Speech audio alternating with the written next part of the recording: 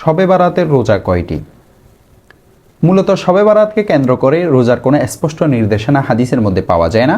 শুধুমাত্র একটি দুর্বল হাদিসে এ সম্পর্কে বলা হয়েছে যে শবে বারাতের পরবর্তী দিনটিতে রোজা রাখো। এই একটি মাত্র দুর্বল হাদিসের উপর ভিত্তি করে শবে বারাতে একটি রোজা রাখাকে সুন্নত বা মুস্তাহাব বলা যায় না।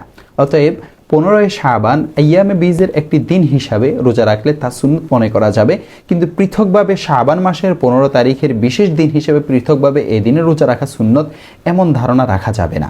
এ প্রসঙ্গে শেখুল ইসলাম মুফতি মোহাম্মদ তকি উসমানী দামত বরকাতুহুল আলিয়া বলেন, শুধু 15 শাবানের কারণে এই রোজাকে বিশেষভাবে গুরুত্ব দিয়ে সুন্নত বলে দেওয়া অনেক আলেমের মতে সঠিক নয়। আর সেই কারণে অধিকাংশ ফোকাহে কেরাম মুস্তাহাব রোজার তালিকায় মুহররমের 10 তারিখ ও ইয়াউমে আরাফা অর্থাৎ জিলহজের 9 তারিখের কথা উল্লেখ করেছেন, অথচ শাবানের 15 তারিখের কথা পৃথকভাবে কেউ উল্লেখ করেননি।